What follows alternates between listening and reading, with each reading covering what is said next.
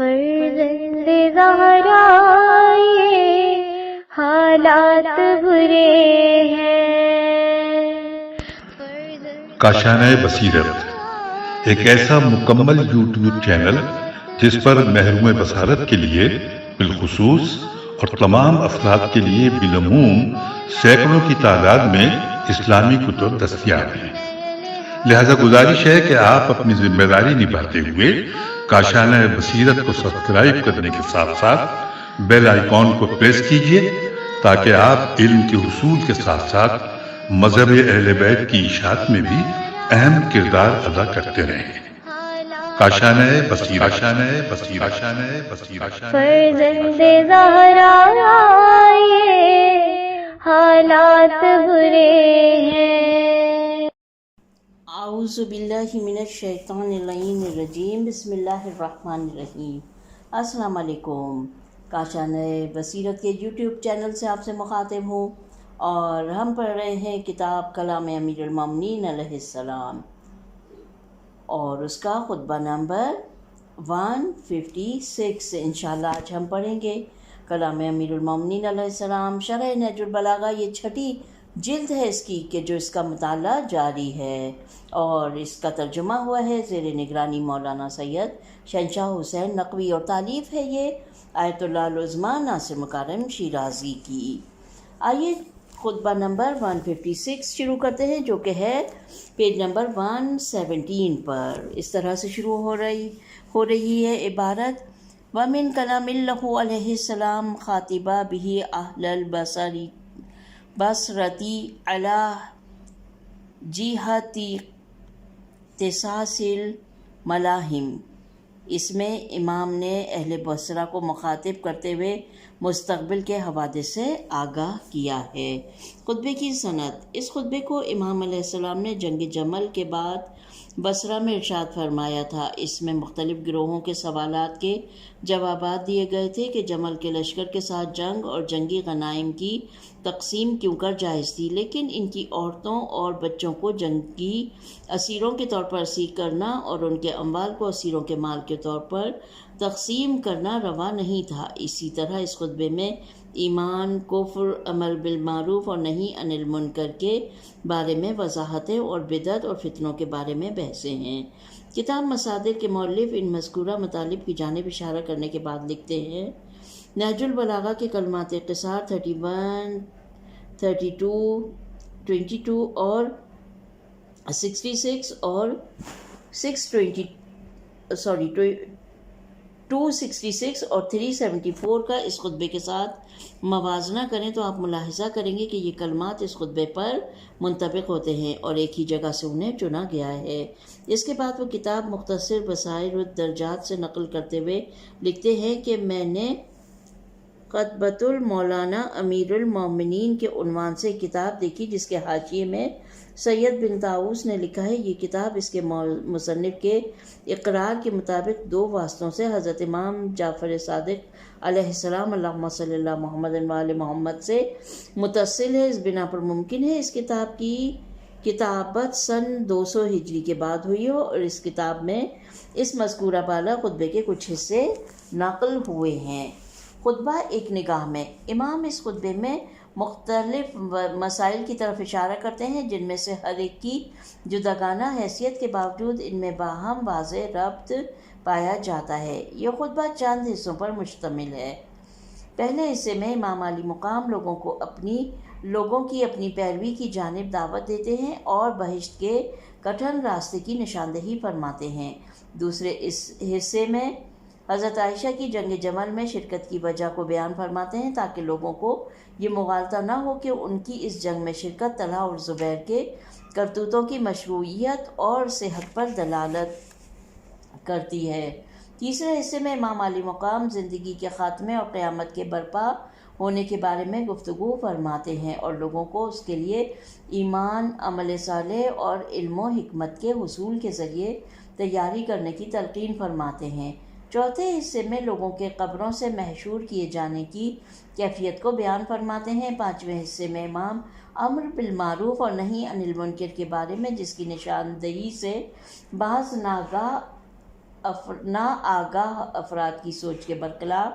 زندگی کے معاملات میں کوئی دشواری پیش نہیں آتی ہے گفتگو فرماتے ہیں۔ چھٹے حصے میں امام قرآن کی اہمیت اور افراد اور معاشرے کی اصلاح میں اس کتاب کے اثرات اور کردار پر گفتگو فرماتے ہیں۔ ساتویں اور آخری حصے میں ایک شخص کے جواب میں جس نے امام سے کہا تھا کہ فتنے کے موضوع پر ہمارے ساتھ بات چیت کیجیے اور یہ بتائیے کہ کیا اس بارے میں آپ کے پاس رسول خدا صلی اللہ علیہ وسلم سے کوئی جواب ہے، ایک مفصل کلام فرماتے ہیں اور گفتگو کے ضمن میں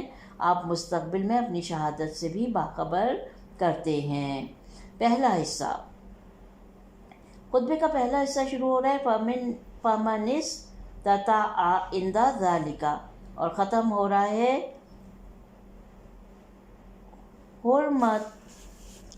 حرمتہ الاولی والحساب علی اللہ تعالی۔ ترجمہ، جو شخص ان فتنہ انگیزیوں کے وقت اپنے نفس کو اللہ کی اطاعت پر ٹھہرائے رکھنے کی طاقت رکھتا ہو اسے ایسا ہی کرنا چاہیے۔ اگر تم میری اطاعت کرو گے تو میں تمہیں جنت کی راہ پر لگا دوں گا، اگرچہ وہ راستہ کٹھن، دشواریوں اور تلخ مزوں کو لیے ہوئے ہے۔ رہا سوال فلاں عورت کا مسئلہ، تو اس میں عورتوں والی عقل آ گئی ہے اور لوہار کے کڑھاؤ کی طرح کینہ و عناد اس کے سینے میں جوش مار رہا ہے، اور جو سلوک وہ مجھ سے کر رہی ہے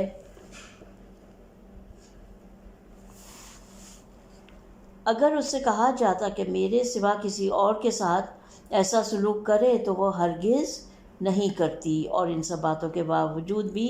ہمیں اس کے ساتھ اس کی سابقہ حرمت کا خیال اور لحاظ ہے۔ اس کا حساب و کتاب اللہ تعالیٰ کے ہی ذمے ہے۔ شرح و تفسیر، بے بنیاد نکتہ چینی کے ذریعے اندرونی کینے کا اظہار۔ جیسے کہ خطبہ کی سند کی بحث میں کہا گیا کہ امام نے اس خطبے کو جنگ جمل کے بعد ارشاد فرمایا تھا، اور اس خطبے کے شروع کے جملوں سے پتہ چلتا ہے کہ امام نے ان جملوں سے پہلے لوگوں کو درپیش فتنوں کی جانب اشارہ کیا اور لوگوں کو خبردار کیا کہ جنگ جمل کا فتنہ پہلا اور آخری فتنہ نہیں ہے۔ اور اس کے بعد آپ یوں فرماتے ہیں، ترجمہ، جو شخص ان فتنہ انگیزیوں کے وقت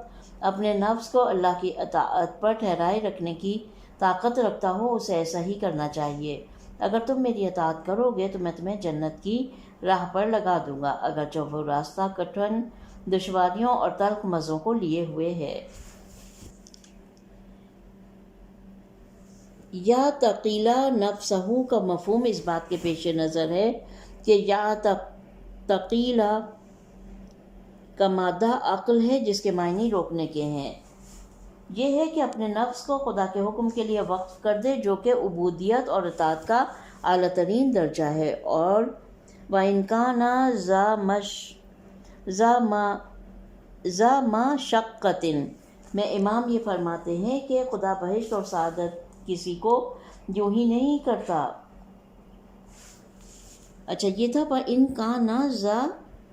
مَشَقَّةٍ، اس میں امام یہ فرما رہے ہیں کہ خدا بہشت اور سعادت کسی کو یوں ہی نہیں عطا کرتا ہے، اور اگر تم اس کی آرزو رکھتے ہو تو خود کو تیار کر لو، کیونکہ خواہشات نفس کے ساتھ مقابلہ کرنا دشمن کے ساتھ مقابلے کی طرح پر مشقت کام ہے۔ خطبہ نمبر 176 میں امام نے اسی مطلب کو پیغمبر اکرم صلی اللہ علیہ وسلم کی زبانی دوسرے انداز میں بیان فرمایا ہے، جس کا ترجمہ یہ ہے کہ یقیناً بہشت دشواریوں کے درمیان ہے اور دوزخ شہوتوں میں لپٹی ہوئی ہے۔ اس کے بعد آپ نے حضرت عائشہ کے جنگ جمل میں شرکت کرنے کی وجہ بیان کی ہے۔ وہ جنگ جمل جو جہان اسلام کا ایک بڑا فتنہ تھا۔ امام 5 پرمعنی جملوں میں اپنی بات مکمل کرتے ہوئے فرماتے ہیں، رہا فلاں عورت کا مسئلہ، تو اس میں عورتوں والی عقل آ گئی ہے اور لوہار کے کڑھاؤ کی طرح کینہ و عناد اس کے سینے میں جوش مار رہا ہے، اور جو سلوک وہ مجھ سے کر رہی ہے اگر اس سے کیا جاتا، اس سے کہا جاتا کہ میرے سوا کسی اور کے ساتھ ایسا سلوک کرے تو وہ ہرگز نہ کرتی۔ ان سب باتوں کے باوجود بھی ہمیں اس کی سابقہ حرمت کا خیال اور لحاظ ہے، اس کا حساب و کتاب اللہ کے ذمے ہے۔ بے شک درج بالا عبارت میں فلانا حضرت عائشہ ہی ہیں، چونکہ یہ خطبہ جنگ جمل کے بعد وارد ہوا اور اس کے لیے امام اس جنگ کے نتیجے میں جنم لینے والے شبہات کے جوابات دینا چاہتے ہیں۔ من جملہ یہ کہ اگر یہ جنگ مشروع نہیں تھی تو حضرت عائشہ نے کیوں اس میں شرکت کی؟ امام علی مقام اس کے جواب میں حضرت عائشہ کے طلحہ اور زبیر کا ساتھ دینے کی دو وجوہات کی جانب اشارہ فرماتے ہیں۔ پہلی وجہ عورت کی فکری ناتوانی ہے، جس سے فائدہ اٹھاتے ہوئے طلحہ اور زبیر نے حضرت عائشہ کو ورغلا کر اپنے ساتھ ملا لیا، اور اسی لیے ہم تاریخ میں پڑھتے ہیں کہ کچھ مدت کے بعد وہ اپنے کیے پر پشیمان ہوئیں اور توبہ کا اظہار کیا کرتی تھیں۔ دوسری وجہ یہ تھی کہ ان کے دل میں میرے یعنی امام علی مقام کے لیے کینہ بہت جوش مار رہا تھا، یہاں تک کہ یہ کینہ انہیں اس عمل یعنی جمل کے فتنے کے نتائج کے بارے میں غور و فکر نہیں کرنے دیتا تھا کہ ان کی جنگ کس کے ساتھ ہے اور اس جنگ کا انجام کیا ہوگا۔ اس دہکتے ہوئے اندرونی کینے کے اسباب کے بارے میں نہج البلاغہ کے شارحین نے بہت کچھ کہا ہے، لیکن ان سب سے جامع تر وہ چیز ہے جسے ابن ابی الحدید نے اپنے استاد ابو یعقوب سے نقل کیا ہے۔ اس کے کچھ حصوں کی جانب ہم اشارہ کرتے ہیں۔ پہلا حصہ، حضرت علی علیہ السلام حضرت فاطمہ سلام اللہ علیہا کے شوہر تھے اور وہ حضرت خدیجہ سلام اللہ علیہا کی بیٹی تھیں۔ حضرت عائشہ کا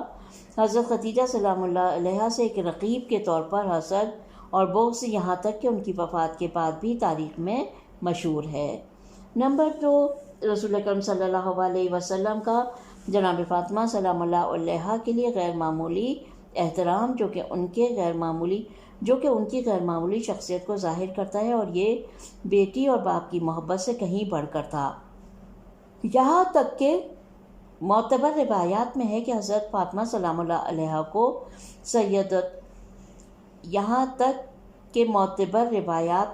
آپ صلی اللہ علیہ وسلم حضرت فاطمہ سلام اللہ علیہا کو سیدۃ النساء العالمین کہا کرتے تھے۔ جس نے فاطمہ کو اذیت دی اس نے مجھے اذیت دی، اور جس نے اسے غضب ناک کیا اس نے مجھے غضب ناک کیا، اور وہ میرے جسم کا ٹکڑا ہیں۔ اس سے حضرت عائشہ کے وجود کے اندر حسد کی آگ بھڑک اٹھی، کیونکہ وہ خود کو فقط ان جیسے القابات کا سزاوار سمجھتی تھیں، اور اسی طرح حضرت علی علیہ السلام کی نسبت بھی ان کے دل میں حسد اور بغض پایا جاتا تھا۔ نمبر 3، رسول اکرم صلی اللہ علیہ وسلم کے دل میں حضرت علی علیہ السلام کے لیے خاص احترام اور عامہ اور خاصہ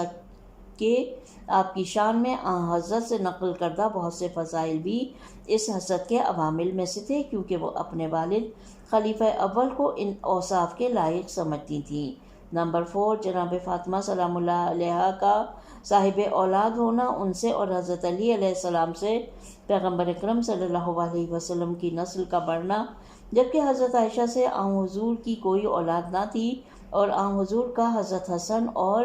حضرت حسین علیہ السلام کے حق میں غیر معمولی احترام کا قائل ہونا بھی اس حسد اور بغض کا ایک سبب تھا۔ نمبر 5، مسجد نبوی میں کھلنے والے تمام مصاحف کے دروازے یہاں تک کہ خلیفہ اول حضرت عائشہ کے والد کے گھروں کے دروازے کا بند کیا جانا بجز در علی و فاطمہ سلام اللہ علیہا کے ان خاتون کے دل میں غصے اور حسد کی آگ کے بھڑکنے کا باعث تھا، کیونکہ پیغمبر اکرم کے گھر کے دروازے کے بعد یہ دوسرا دروازہ تھا جو مسجد نبوی میں کھلتا تھا، اور تمام مسلمان اسے عظمت کی نگاہ سے دیکھتے تھے۔ ان کے علاوہ اور بھی بہت متعدد دوسرے عوامل ہیں جنہیں اختصار کے پیش نظر بیان نہیں کیا گیا۔ سوال، قابل توجہ بات یہ ہے کہ خطبے کے اس حصے میں ابن ابی الحدید نے اپنے استاد شیخ ابی یعقوب سے اس نقطے کو نقل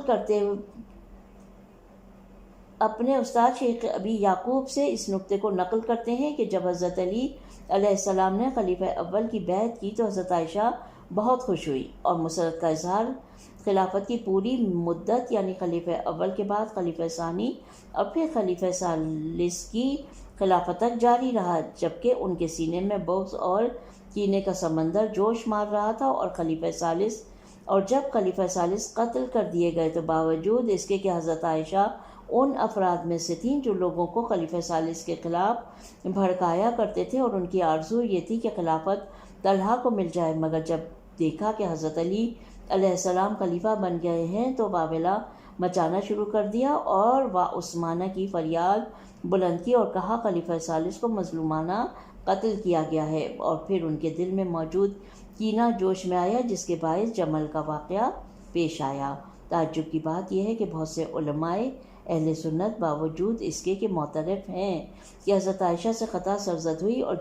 جنگ جمل کی آگ بھڑکا کر انہوں نے گناہ کا ارتکاب کیا ہے،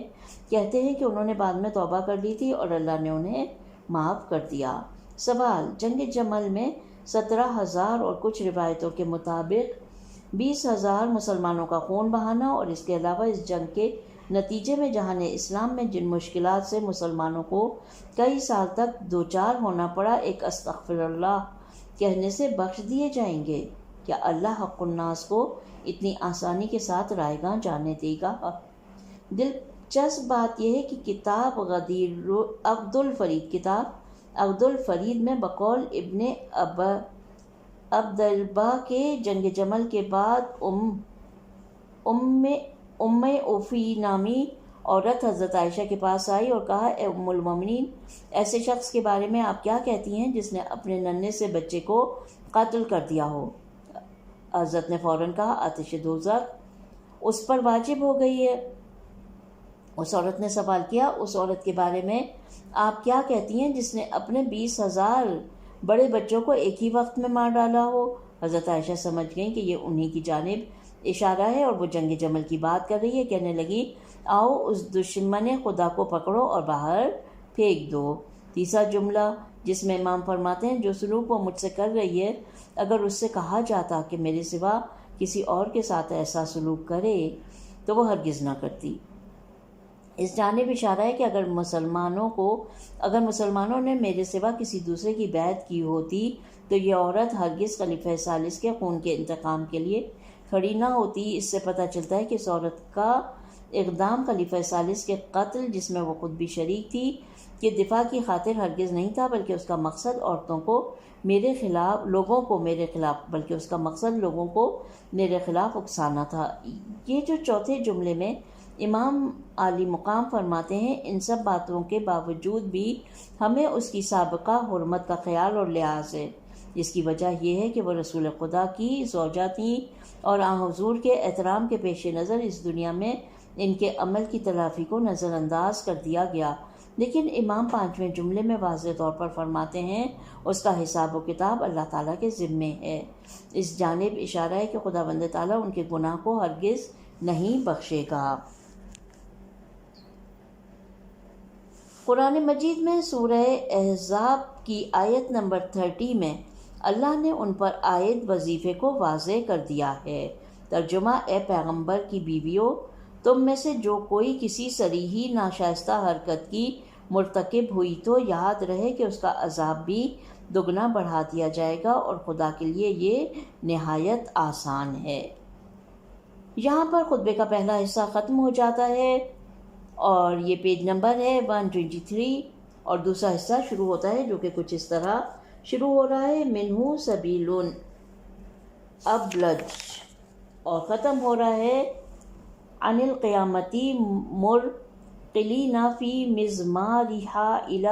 الغایۃ القصوی۔ خطبے کا ایک جز یہ ہے، اس خطبے کا ایک جز یہ ہے جس کا ترجمہ ایمان روشن ترین راستہ اور نورانی ترین چراغ ہے۔ ایمان ہی سے انسان کے عمل صالح پر استدلال کیا جاتا ہے اور نیکیوں سے ایمان پر دلیل لائی جاتی ہے۔ ایمان سے علم کی دنیا آباد ہوتی ہے اور علم کی بدولت موت سے ڈرا جاتا ہے، اور موت سے دنیا کے سارے جھنجھٹ ختم ہو جاتے ہیں اور دنیا کے ذریعے آخرت حاصل کی جا سکتی ہے، اور آخرت ہی میں جنت کو قریب کر دیا جائے گا اور جہنم کو گمراہوں کے لیے بالکل نمایاں کر دیا جائے گا۔ مخلوقات کے لیے قیامت سے ادھر کوئی منزل نہیں، اور اسی کے میدان میں انتہا کی حد تک پہنچنے کے لیے دوڑ لگانے والے ہیں۔ شرح و تفصیل، یہاں پر ہیڈنگ ہے منزل مقصود کی جانب پیش قدمی۔ خطبے کے اس حصے میں امام سب سے پہلے ایمان اور پھر اس کے آثار یعنی اعمال صالح، علم و حکمت اور روز قیامت کی سزا کا خوف اور اس پرخطر سفر کے لیے تیاری کرنا، بالآخر بہشت تک رسائی کے بارے میں گفتگو فرماتے ہیں، اور چنانچہ اس سلسلے میں فرماتے ہیں، ترجمہ: ایمان روشن ترین راستہ اور نورانی ترین چراغ ہے۔ بہترین راستہ وہ راستہ ہے جو کہ دن میں واضح ہو اور اس میں رکاوٹیں نہ ہوں، اور وہ رات میں بھی چراغ کی مانند درخشاں ہو۔ امام عالی مقام نے ایمان کو ایسے ہی راستے سے تشبیہ دی ہے۔ یہ امکان بھی پایا جاتا ہے کہ سراج سے مراد وہ چراغ ہیں جو راستوں میں مسافروں کی رہنمائی کی خاطر علامت کے طور پر نصب کیے جاتے ہیں، تو ایسے مسافر کا راستہ روشن اور راستے کی علامتیں بھی واضح ہیں۔ اس کے بعد امام مزید فرماتے ہیں، ایمان ہی سے انسان کے اعمال صالح پر استدلال کیا جاتا ہے اور نیکیوں سے ایمان پر دلیل لائی جاتی ہے۔ ایمان سے علم کی دنیا آباد ہوتی ہے اور علم کی بدولت موت سے ڈرا جاتا ہے۔ بقیہ دونوں جملوں میں ایمان سے مراد باطنی عقیدہ ہے، جبکہ پہلے جملے میں یستدل الیت کے معنی میں ہے اور دوسرے جملے میں اس جملے کا شفیت کے معنی میں ہے، دوسرے جملے میں کاشفیت کے معنی میں ہے، یعنی ایمان عمل صالح کا سبب بنتا ہے اور عمل صالح کے ذریعے ایمان کا انکشاف اور اظہار ہوتا ہے۔ لیکن یہ امکان بھی موجود ہے کہ لفظ یستدل دونوں جملوں میں الیت کے معنی میں ہو، یعنی جس طرح ایمان عمل صالح کا سبب بنتا ہے، عمل صالح بھی ایمان کے قوی ہونے کا سبب بنتا ہے۔ اور یہ جو آپ نے فرمایا ایمان کی بدولت علم کی دنیا آباد ہوتی ہے، یہ ممکن ہے کہ دو نکات کی جانب اشارہ ہو۔ پہلا یہ کہ اگر کوئی عقل مند انسان پروردگار پر یقین رکھتا ہو اور اپنی خلقت کو بامقصد سمجھتا ہو تو اسے یہ یقین حاصل ہو جاتا ہے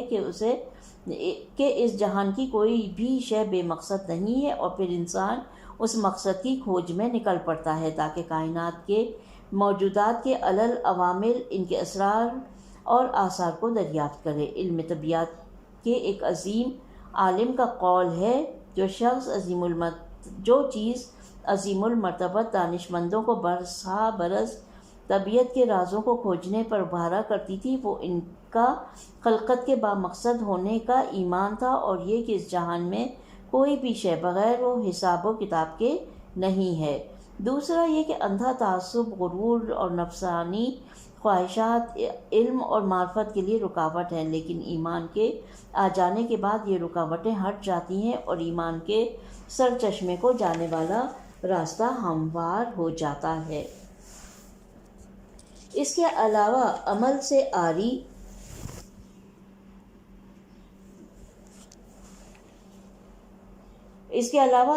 عاری علم ایک ویران علم ہے اور جہل کے موافق ہے۔ ایمان ہی سے جو علم کو عمل کا ہم نشین بناتا ہے اور اسے آباد کرتا ہے، جیسا کہ پیغمبر اکرم صلی اللہ علیہ وسلم کی ایک حدیث میں ہم پڑھتے ہیں، ترجمہ علم عمل کو بلاتا ہے اور اگر عمل اس کی دعوت کو قبول کر لے تو ٹھہر جاتا ہے، ورنہ چلا جاتا ہے۔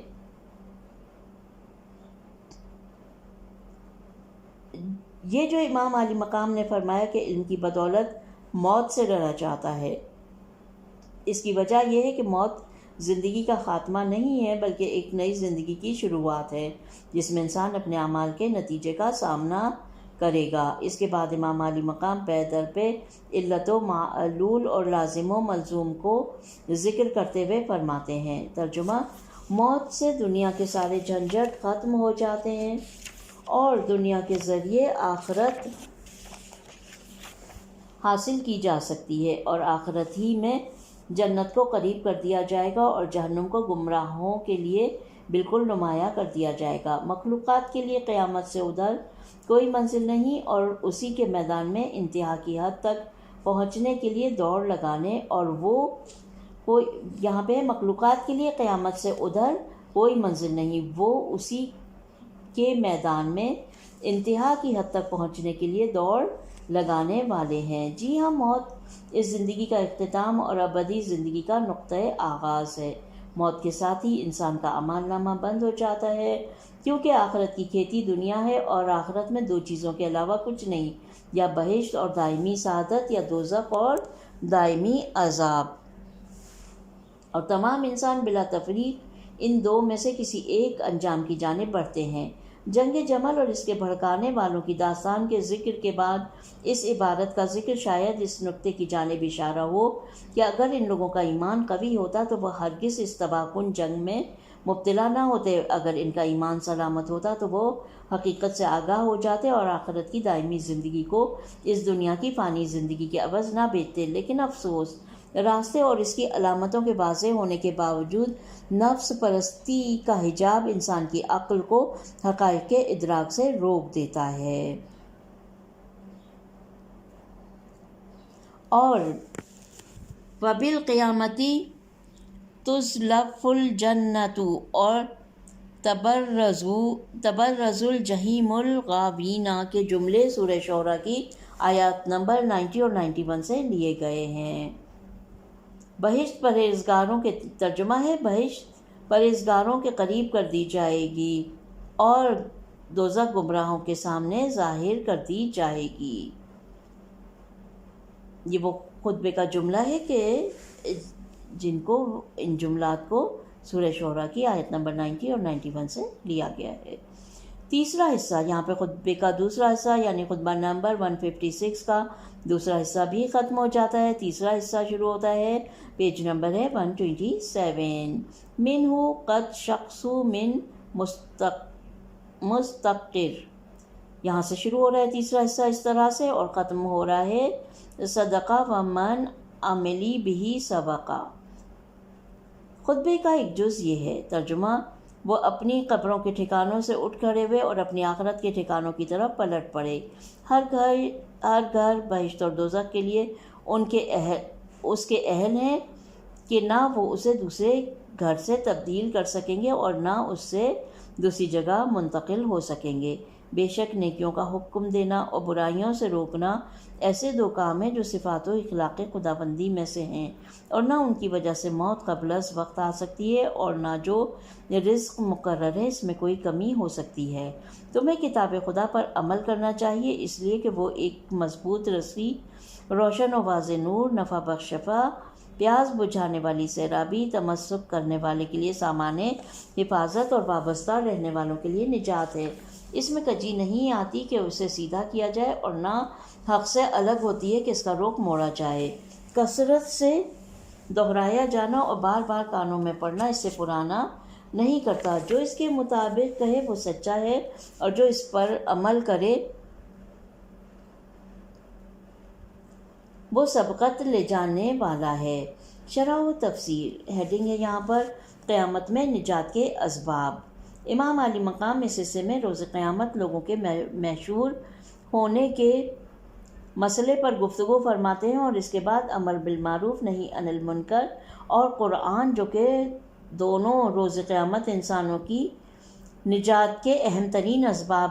میں سے ہیں، کی اہمیت پر ایک جامع گفتگو کرتے ہیں۔ آپ فرماتے ہیں، وہ اپنی قبروں کے ٹھکانوں سے اٹھ کھڑے ہوئے اور اپنی آخرت کے ٹھکانوں کی طرف پلٹ پڑے۔ ہر گھر یعنی بہشت اور دوزخ کے لیے اس کے اہل ہیں، نہ کہ وہ اسے دوسرے گھر سے، نہ کہ اہل ہیں کہ نہ اچھا اس طرح سے یہ جملہ کہ ہر گھر یعنی بہشت اور دوزخ کے لیے اس کے اہل ہیں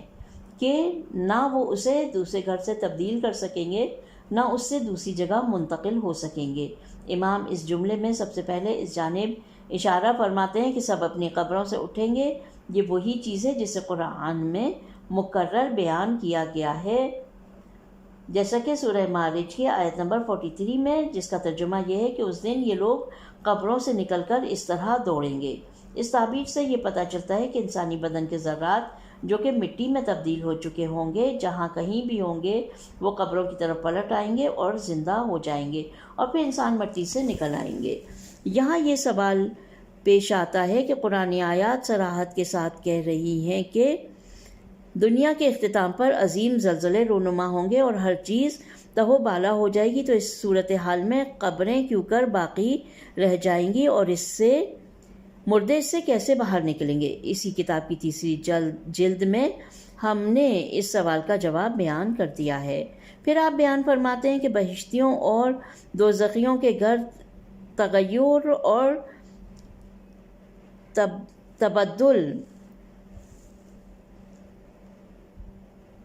کہ بہشتیوں اور دوزخیوں کے گھر تغیر اور تبدل نہیں کر پائیں گے اور ہر کسی کا اس کے اعمال اور عقائد کے شایع نشان مخصوص ٹھکانہ ہوگا. یعنی وہی بات کہ کوئی تبدیلی نہیں کر سکیں گے، اور جو گھر جس کا اہل ہے، مطلب جو شخص جس گھر کا اہل ہے وہ اسی میں ہوگا. یہاں پہ لکھا ہے کہ جو بھی عقائد کے شایع نشان ہوگا وہی اس کا اعمال اور عقائد جیسے بھی ہوں گے، اور اسی کے شایع نشان اس کا مخصوص ٹھکانہ ہوگا. امام کا مقصود یہ ہے کہ اس جہاں میں مومنین کا جو بھی عمل ہے وہ جاویدانی ہوگا. یہاں پہ تھوڑا سا مٹا ہوا ہے، پرنٹ نہیں ہوا ہے، بہت ڈم ہے، وہ پڑھا نہیں جا رہا. یہاں سے پھر دوبارہ شروع ہوتا ہے کہ جاویدانی ہوگا، ناقابل تبدیل ہوگا. یعنی جو بھی فیصلہ ہوگا اس جہاں میں مومن کے لیے یا منافق کے لیے وہ جاویدانی ہوگا، اور وہ تبدیل نہیں ہو سکے گا، اور نہ قابل نقل و انتقال ہوگا. بہشت اور دوزخ میں ان کے گھر ان کے عقائد اور اعمال کے ہم آہنگ ہوں گے. گویا وہ گھر ان کے لیے امیدوار ہیں، نہ کہ وہ اس گھر کے امیدوار ہیں. اس کے بعد امام عالی مقام امر بالمعروف اور نہی عن المنکر کے مسئلے کی اہمیت کی جانب اشارہ کرتے ہیں اور فرماتے ہیں کہ بے شک نیکیوں کا حکم دینا اور برائیوں سے روکنا ایسے دو کام ہیں جو صفات و اخلاق خداوندی میں سے ہیں، اور نہ ان کی وجہ سے موت قبل از وقت آ سکتی ہے، اور نہ جو رزق مقرر ہے اس میں کوئی کمی ہو سکتی ہے، جیسا کہ قرآن میں ارشاد ہوا ہے. ترجمہ: اس میں شک نہیں کہ خدا انصاف اور لوگوں کے ساتھ نیکی کرنے اور قرابت داروں کو کچھ دینے کا حکم دیتا ہے، اور بدکاری اور ناشائستہ حرکتوں اور سرکشی کرنے سے منع کرتا ہے. نہج البلاغہ کے بعض شارحین خدا کے حق میں خلق کی تعبیر کو مجازی تعبیر سمجھتے ہیں، کیونکہ خلق ایک نفسانی حالت یا استعداد ہے. خلق ایک نفسانی حالت یا استعداد ہے جس کی بدولت نیک اور برے اعمال سرزد ہوتے ہیں، اور خداوند متعال اس قسم کے عوارض اور حالات سے پاک و پاکیزہ ہے. لیکن اگر صفت کے معنی میں لیا جائے، خواہ وہ حالت نفسانی کی شکل میں ہو یا ایسی صفت میں جو عین ذات ہو، تو ایسی صورت میں خداوند متعال پر اس کا اطلاق بلا معنی ہوگا. بہرحال اسلام میں انسانوں کے معین کردہ وظائف کبھی انسان سے مخصوص ہیں، جیسے عبادات اور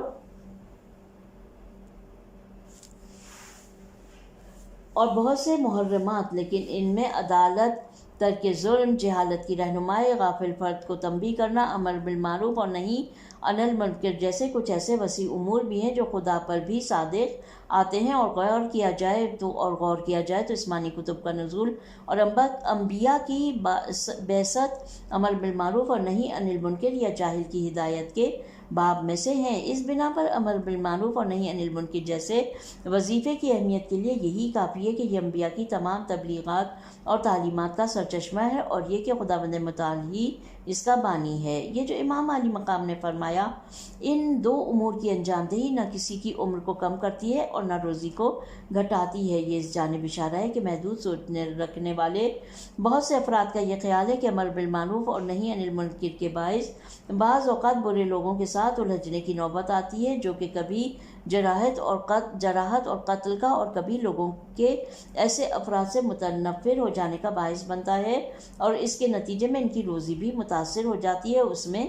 کمی آ جاتی ہے. لیکن اگر امر بالمعروف اور نہی عن المنکر کے وظیفے کو صحیح اور معقول طریقے سے انجام دیا جائے اور افراط و تفریط سے کام نہ لیا جائے، تو اللہ تعالیٰ ہر فرد کی حفاظت کا انتظام کرتا ہے اور اپنی برکتوں سے اسے بہرہ مند فرماتا ہے. امر بالمعروف نہی عن المنکر کی کچھ شرائط ہیں، جیسے تاثیر کا امکان ہونا اور ضرر کا خوف نہ ہونا وغیرہ. اسی طرح امر بالمعروف اور نہی عن المنکر کی دو قسمیں ہیں، ایک عمومی عمومی ہے، دل اور زبان سے امر و نہیں کرنا جو کہ تمام لوگوں کا فریضہ ہے، اور ایک خصوصی ہے یعنی عملی اقدامات کے ذریعے امر و نہیں کرنا جو کہ اسلامی حکومت کی ذمہ داری ہے۔ اگر امر بالمعروف اور نہی عن المنکر میں ان شرائط کے ہمراہ ادب اور احترام کو بھی ملحوظ رکھا جائے تو لوگ نہ صرف صاحبان امر و نہی سے دور نہیں بھاگیں گے بلکہ وہ لوگوں کی نظروں میں محبوب ہوں گے، اور بالفرض وہ کبھی کسی مشکل سے دوچار ہوئے بھی تو گھبرانے کی بات نہیں، خداوند متعال نے ان کی مشکلات کے حل کی ضمانت دی ہوئی ہے۔ مختصر یہ کہ امر بالمعروف اور نہی عن المنکر کسی بھی معاشرے کے نظام، اس کی طہارت اور ترقی کی اساس ہے۔ ایسا معاشرہ کہ جہاں امر بالمعروف اور نہی عن المنکر جیسی قدر دم توڑ چکی ہو، وہاں ذمہ داریوں سے لاپرواہی واضح طور پر دیکھنے میں آتی ہے، مختلف اقسام کے گناہ اور برائیاں جنم لیتی ہیں، اور پھر وہ معاشرہ فساد اور گناہ کی دلدل میں غوطہ زن ہو جاتا ہے۔ معاشرے کی خوش بختی اور انفرادی اور اجتماعی مشکلات کا حل قرآن مجید میں موجود ہے، اس لیے امام علی مقام اس حصے کے آخر میں واضح پیرائے اور پرمعنی تشبیہات کے ذریعے کے ساتھ قرآن کی اہمیت کو 11 جملوں کے ضمن میں بیان فرماتے ہیں، جن میں سے ہر جملہ قرآن کی خصوصیت میں سے کسی ایک خصوصیت کی نشاندہی کرتا ہے۔ اس سلسلے میں آغاز میں آپ فرماتے ہیں، ترجمہ: تمہیں کتاب خدا پر عمل کرنا چاہیے، اس لیے کہ وہ ایک مضبوط رسی، روشن اور واضح نور ہے۔ تعلیم و تربیت کے مرحلے سے پہلے انسان گویا کہ ایک تاریک کنویں میں ہے، جس سے اسے نجات پانے کے لیے ایک تعلق سے جڑ کر خود کو نجات دلوانی ہوگی، اور وہ تعلق ایسا مضبوط تعلق ہو جو اسے بیچ راستے میں بے یار و مددگار نہ چھوڑ دے۔ اسی وجہ سے قرآن کو الحبل المتین کہا گیا ہے جو کہ نجات کا وسیلہ ہے، اور چونکہ تاریکیوں میں راہ چلنے میں گمراہ ہونے اور کھائی میں گرنے کا خطرہ ہوتا ہے، اسی لیے قرآن کو روشن نور سے تشبیہ دی گئی ہے جو منزل مقصود تک انسان کی ہمراہی کرتا ہے۔ قرآن کی تیسری اور چوتھی خصوصیت کے بارے میں امام فرماتے ہیں، ترجمہ: قرآن ایک نفع بخش، شفا، پیاس بجھانے والی اور سیراب کر دینے والی کتاب ہے۔ بری صفات اور اخلاق رذیلہ خواہ وہ فرد میں پائی جاتی ہوں یا کسی معاشرے میں پائی جاتی ہوں، جانکا اور مہلک بیماریوں کی مانند ہیں کہ جس کی دوا قرآن حکیم میں جا بجا موجود ہے۔ چنانچہ حیات کا سب سے اہم ترین عنصر پانی ہے۔ انسانوں کی معنوی حیات میں قرآن پانی کا کردار ادا کرتا ہے، اسی لیے امام علی مقام نے اسے حق کے پیاسوں کے لیے سیرابی کا وسیلہ قرار دیا ہے۔ پانچویں اور چھٹی خصوصیت کے سلسلے میں آپ فرماتے ہیں، تمسک کرنے والے کے لیے سامان حفاظت اور وابستہ رہنے والوں کے لیے نجات ہے۔ انسان کو ابدی سعادت کی طرف سفر کرتے وقت لغزشوں کا سامنا کرنا پڑتا ہے، تو ایسی صورت میں اس کے پاس کوئی ایسی شے ہو جو اسے لغزشوں سے محفوظ رکھے، اور اس کے راستے میں گہری کھائیاں ہیں جن سے بچنے کے لیے اسے کسی سہارے پر اعتماد کرنے کی ضرورت ہے۔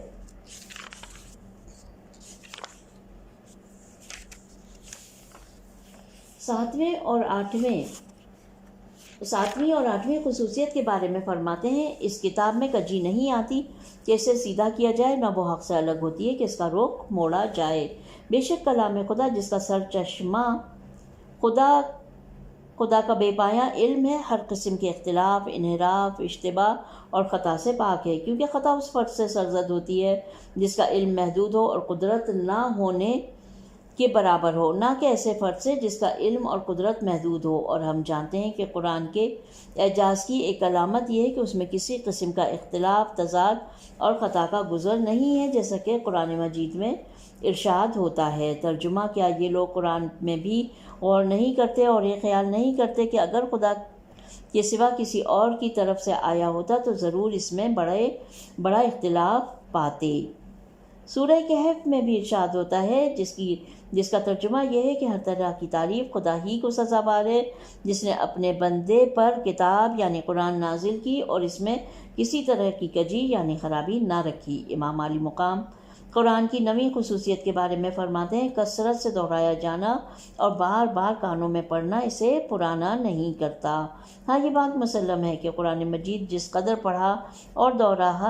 دہرایا جائے اتنا ہی روح پرور، شیریں تر اور مرغوب ہوتا ہے، کیونکہ قرآن خدا کا کلام ہے اور اس کا کلام اس کی ذات کی طرح لامتناہی ہے، اور جس قدر بھی اس میں غور و فکر کیا جائے نئے حقائق دریافت ہوتے ہیں۔ جو انسان علمی ترقی کرتا ہے اس کتاب کے نئے پہلو واضح ہو کر سامنے آتے ہیں، اور جیسا کہ پیغمبر اکرم کی حدیث میں آیا ہے،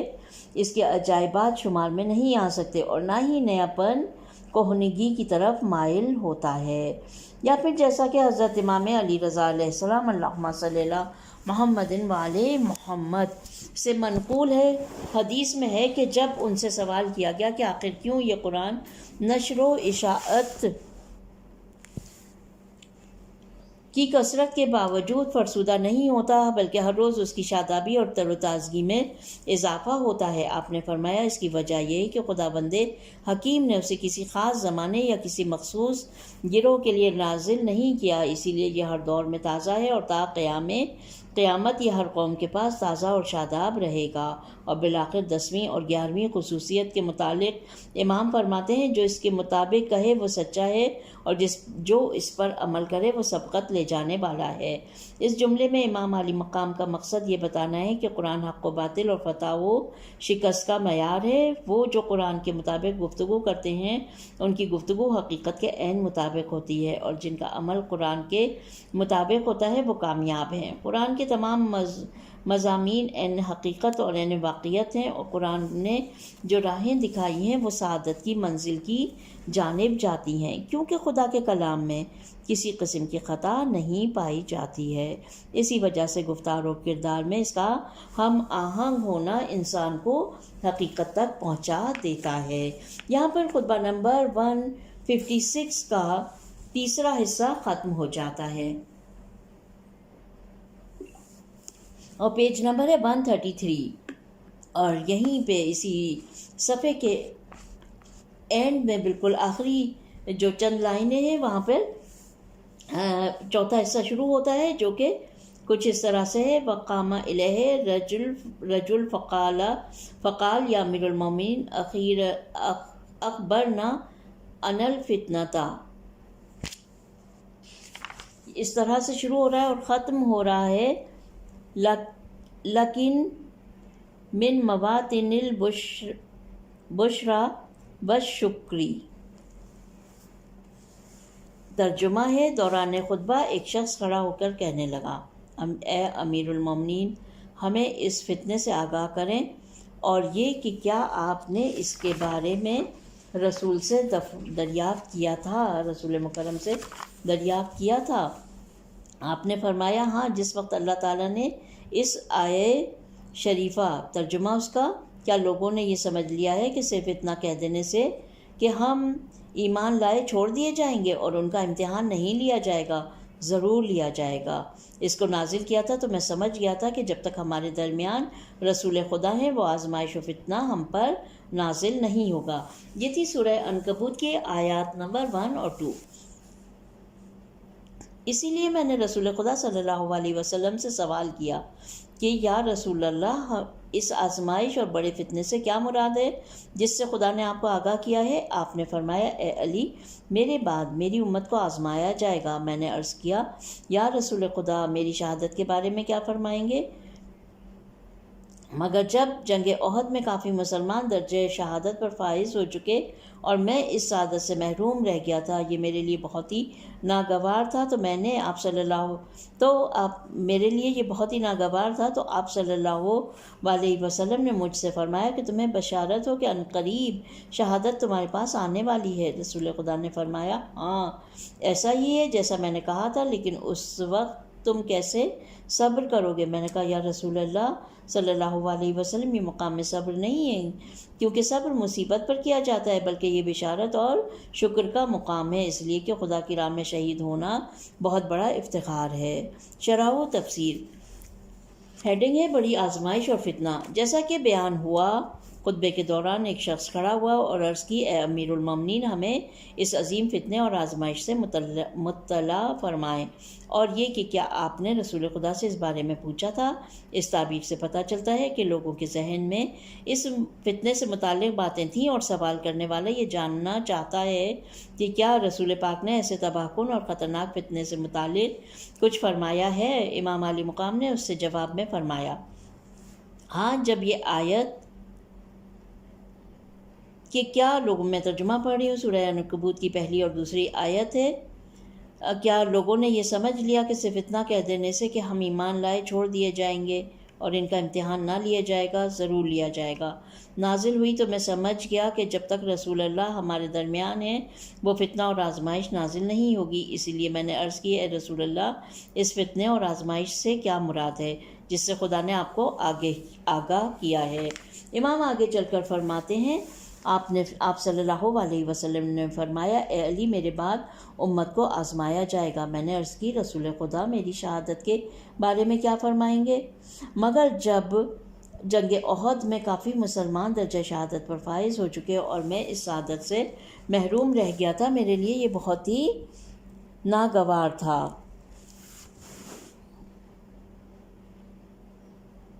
تو آپ نے مجھ سے فرمایا تھا کہ تمہیں بشارت ہو کہ شہادت تمہاری راہ دیکھ رہی ہے۔ رسول خدا نے فرمایا، ہاں ایسا ہی ہے جیسا میں نے کہا تھا، لیکن اس وقت تم کیسے صبر کرو گے؟ میں نے کہا، یا رسول اللہ،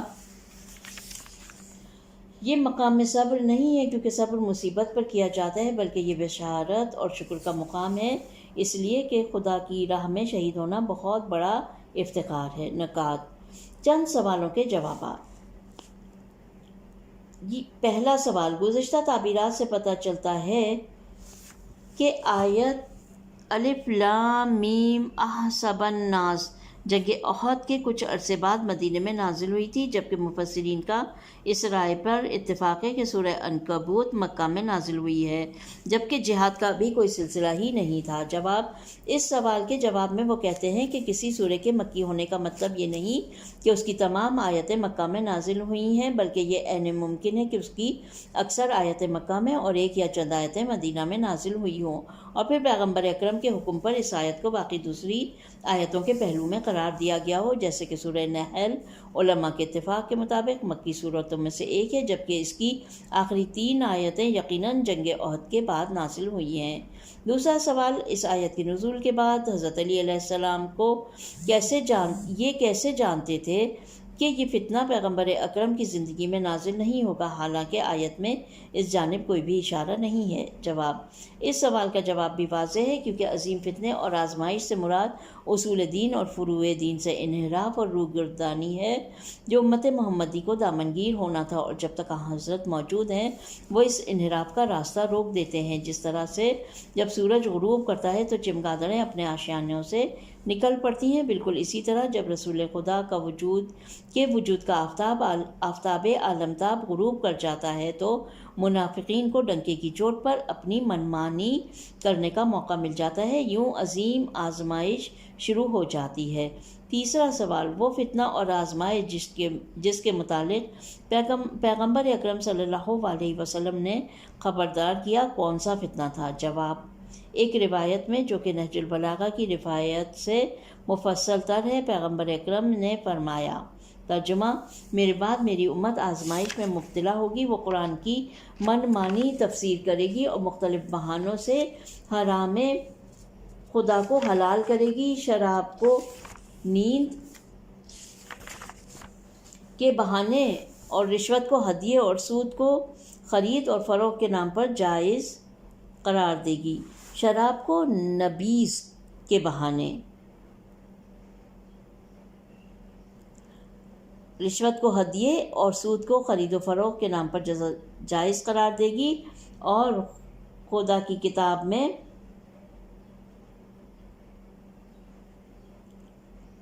مانوی تحریف کرے گی، گمراہوں کی بات غالب آ جائے گی، تو اس دوران تم گھر میں بیٹھے رہنا یہاں تک کہ حکومت تمہیں مل جائے، لیکن جب حکومت تمہیں ملے گی تو حاسدین کے دل میں حسد جوش مارے گا، اور وہ حاسدین اور مخالفین تمہارے کاموں میں رخنہ اندازی کریں گے، لیکن تم استقامت دکھانا۔ اس حدیث سے، جسے ابن ابی الحدید نے اس خطبے کی تفسیر میں ذکر کیا ہے، بخوبی پتہ چلتا ہے کہ عظیم فتنہ کون سا فتنہ تھا۔ چوتھا سوال، حضرت علی علیہ السلام نے اپنی شہادت کے بارے میں کیوں سوال کیا؟ کیا پیغمبر اکرم نے اس فتنے کے بارے میں آگاہ کرتے وقت ان کی شہادت کی جانب اشارہ فرمایا تھا؟ حالانکہ اس خطبے میں اس سلسلے میں کوئی ذکر نہیں ہے۔ جواب، جیسا کہ ہم نے پہلے بیان کیا کہ سید رضی نے اس خطبے کی تلخیص کی ہے، مفصل روایات میں یوں آیا ہے کہ حضرت علی علیہ السلام نے پیغمبر اکرم سے اس فتنے کا ماجرا سننے کے بعد عرض کی، اے اللہ کے رسول، آپ نے مجھے شہادت کی خبر دی تھی، آپ اللہ سے دعا کریں کہ وہ مجھے جلد نصیب ہو۔ حضرت نے فرمایا، تم جلدی شہید ہوئے تو ناقصین، قاسطین اور مارقین، جنگ جمل کی بساط بچھانے والے امیر شام کے اصحاب اور خوارج کے ساتھ کون برسرے پیکار ہوگا؟ ہاں، میں نے تمہیں شہادت کی خبر دی تھی اور تم شہید کر دیے جاؤ گے اور تمہاری داڑھی تمہارے خون میں رنگین ہو جائے گی۔ ہیڈنگ ہے اب یہاں پر شہادت افتخار ہے، نہ کہ مصیبت۔ ایک دلکش نکتہ جو کہ اس خطبے میں پایا جاتا ہے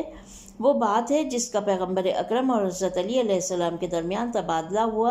اور وہ یہ ہے کہ حضرت شہادت کے مقابل صبر کرنے کی بات کرتے ہیں اور امام شکر اور بشارت کی بات کرتے ہیں۔ شہادت کے موضوع پر امام عالی مقام کا ایسا رد عمل خدا کی راہ میں ایثار و قربانی اور اعلیٰ اسلامی اقدار پر ایمان اور ان سے عشق کی علامت ہے، جو کہ بجز آپ کے کسی دوسرے سے نقل نہیں ہوا ہے، اور آپ کا محراب عبادت میں خون میں غلطاں فستو برب الکعبہ، رب کعبہ کی قسم میں کامیاب ہوا کی ندا دینا اسی سلسلے کی ایک کڑی ہے۔ یہاں پر چوتھا حصہ ختم ہو جاتا ہے اور پانچواں حصہ شروع ہوتا ہے، جو کہ اس طرح شروع ہو رہا ہے، وقال یا علی ان القوم، اور ختم ہو رہا ہے بمنزلتی فتنتی۔ ترجمہ، حضور نے فرمایا، اے علی، حقیقت یہ ہے کہ لوگ میرے بعد مال و دولت کی وجہ سے فتنوں میں پڑ جائیں گے اور دین اختیار کر لینے سے اللہ پر احسان جتائیں گے، اور وہ اس کی رحمت کی آرزویں تو کریں گے لیکن اس کے قہر و غلبے کی گرفت سے بے خوف ہو جائیں گے۔ جھوٹ موٹ کی شہوتوں اور غافل کر دینے والی خواہشوں کی وجہ سے حلال کو حرام کر لیں گے، شراب کو انگور و خرما کا پانی کہہ کر اور رشوت کا نام ہدیہ رکھ کر اور سود کو خرید و فروخت قرار دے کر جائز سمجھ لیں گے۔ پھر میں نے کہا کہ یا رسول اللہ، میں انہیں اس موقع پر کس مرتبے پر سمجھوں، اور اس مرتبے پر کہ وہ مرتد ہو گئے ہیں، یا اس مرتبے پر کہ وہ فتنے اور آزمائش میں مبتلا ہیں؟ تو آپ نے فرمایا فتنے کے مرتبے پر۔ شرح و تفصیل۔ حرام خدا کو شرعی بہانوں سے حلال قرار دینا، یہ ہیڈنگ ہے۔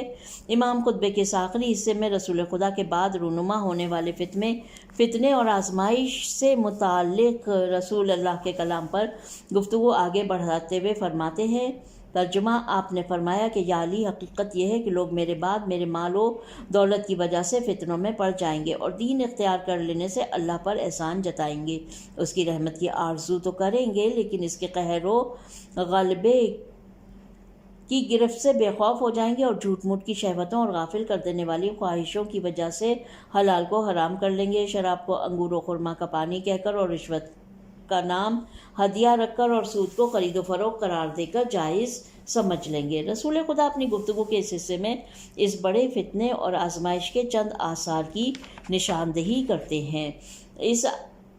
نشاندہی کرتے ہوئے اس آزمائش سے گزرنے والے افراد کی صفات میں سے 5 صفات بیان فرماتے ہیں۔ چنانچہ پہلی صفت بیان کرتے ہوئے فرماتے ہیں کہ انہیں ان کے اموال کے ذریعے آزمایا جائے گا۔ یہ اس جانب اشارہ ہے کہ ہر دور میں آزمائش کے لیے مال ایک بہترین وسیلہ رہا ہے۔ وہ لوگ بلا وجہ غرور میں مبتلا ہیں کیونکہ وہ احسان جتاتے ہیں کہ اسلام لے آئے ہیں، اور گویا انہوں نے خدا پر احسان کیا ہے، اور وہ اپنی برائیوں کے باوجود خود کو سزاوار رحمت اور عذاب سے محفوظ تصور کرتے ہیں، اور یہی حال تمام خود پسند گناہ گاروں کا ہے۔ قرآن مجید عرب کے ان تازہ مسلمانوں کے جن میں یہ صفات پائی جاتی ہیں کہتا ہے، اے رسول، تم پر یہ لوگ اسلام لانے کا احسان جتاتے ہیں، تم صاف کہہ دو کہ تم اپنے اسلام کا مجھ پر احسان نہ جتاؤ، بلکہ اگر تم اپنے دعوے ایمان میں سچے ہو تو سمجھو کہ خدا نے تم پر احسان کیا کہ اس نے تم کو ایمان کا راستہ دکھایا۔ ان افراد کی ایک اور خصوصیت یہ ہے کہ وہ دوسروں کو یہاں تک کہ خود کو دھوکہ دینے کے لیے اپنے من پسند حرام کاموں پر حلال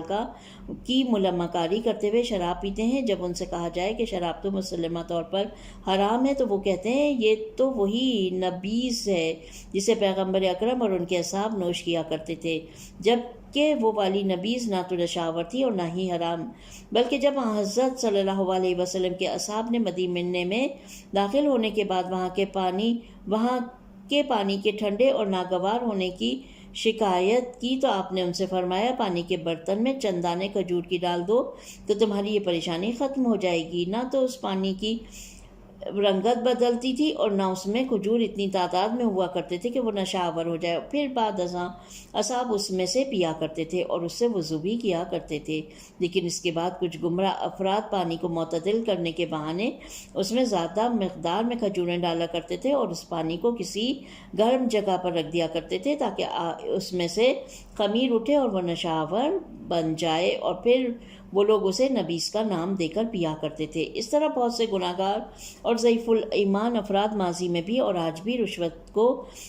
ہدیے کا نام دیا کرتے تھے اور بظاہر لین دین کی شکل میں سود خوری میں مشغول ہوتے تھے اور ہوتے ہیں. یہ بات بالکل واضح ہے کہ مذہبی ماحول میں کھلم کھلا گناہ کرنا بہت سی مشکلات کو دعوت دیتا ہے. اس لیے گناہ گار افراد اپنے مکروہ اعمال کو اسلام کے لبادے میں انجام دینے کو ترجیح دیتے ہیں، اور یہ وہی چیز ہے جسے عظیم فتنہ اور آزمائش کا نام دیا گیا ہے. خطبے کے اس حصے کے آخری جملے میں حضرت علی علیہ السلام فرماتے ہیں، ترجمہ: میں نے کہا یا رسول اللہ، میں انہیں اس موقع پر کس مرتبے پر سمجھوں؟ اس مرتبے پر کہ وہ مرتد ہو گئے ہیں، یا اس مرتبے پر کہ وہ فتنے اور آزمائش میں مبتلا ہیں؟ تو آپ نے فرمایا فتنے کے مرتبے پر. یہ افراد بظاہر دین کے دو بنیادی اصولوں توحید اور نبوت کو تسلیم کرتے تھے، یہاں تک کہ وہ ضروریات دین کے بھی بظاہر منکر نہیں تھے، اور ان کی جانب سے شدید انکار اور کجروی کا مظاہرہ فقط عملی میدان میں تھا، اور دین مخالف اعمال کو حلال عناوین کی آڑ میں انجام دیا کرتے تھے. لہٰذا ان پر مرتد کا حکم جاری نہیں کیا جا سکتا تھا، اور امام علی مقام بھی یہ ان کے ساتھ مرتدوں جیسا سلوک روا نہیں رکھتے تھے. نقطہ ہیڈنگ ہے: نیکیوں اور برائیوں کا ہمیشہ ساتھ ہے. پیغمبر اکرم نے عظیم فتنے اور آزمائش کے متعلق جو کچھ فرمایا ہے وہ فقط حضرت علی کے دور میں رونما نہیں ہوا، بلکہ ہمارے دور میں بھی اپنی تمام علامتوں اور خصوصیات کے ساتھ جلوہ نما ہوا ہے. بہت سے افراد جب ناجائز مال اور دولت کا معاملہ ہوتا ہے تو ان کا ایمان ڈگمگا جاتا ہے. وہ خود کو مومنوں کی صف میں شمار کرتے ہیں، گویا انہوں نے مسلمان ہو کر خدا پر کوئی احسان کیا ہو اور اس کی رحمت کے امیدوار بنے رہتے ہیں. اور سب سے بدتر اور بری بات یہ ہے کہ مباح اور حلال قوانین کے لبادے میں عظیم گناہوں کا ارتکاب کرتے ہیں. بالفاظ دیگر قانون کی گرفت سے بچنے کے لیے ظاہراً قانون کا سہارا لیتے ہیں. آج ہم اپنی آنکھوں سے دیکھتے ہیں کہ بہت سے سود خور